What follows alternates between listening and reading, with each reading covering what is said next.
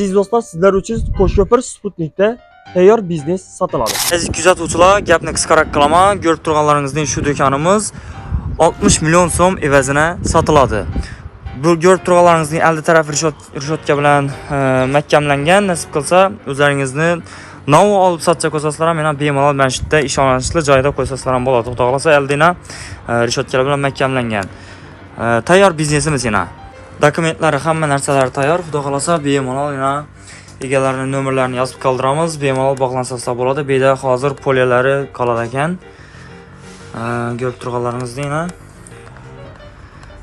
qolgan narsalarni xudo xolasa egalari bilan gaplashib, xohlasangizlar do'kon bilan sotib olsangizlar bo'ladi yoki-da o'zlaringiz kelib ko'rsangizlar bo'laveradi.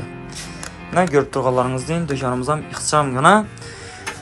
Kimda-kim biznes yo'l qo'yaman desa, shura kelib yana birinchi biznesini boshlashdan bo'ladi. Do'stlar, ko'rib turganlaringizdek, bu yerda qoladigan narsalarga kelib o'tadigan bo'lsak, birdan polkalari shu yerda egalari tomonidan sizlar uchun taqdim qilinadi. Bemalol pastdagi nomerlarga aloqa qilsangizlar, egalari bilan bog'lansangizlar bo'ladi.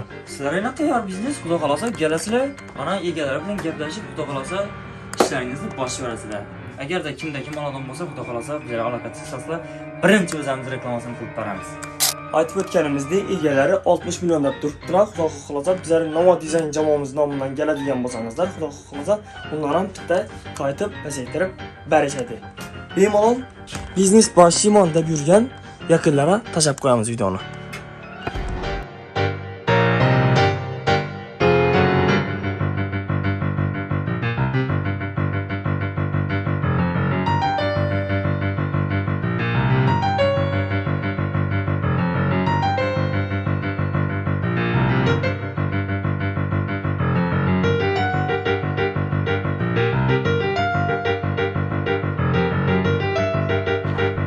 Dükkanımızda plus tarafına gelip ötadigan bo'lsak, ko'rib turganingizdek, domlarımız, uy-joylarimiz bilan qoplangan bemalol tayyor biznesga taklif qilib qolamiz sizlarni.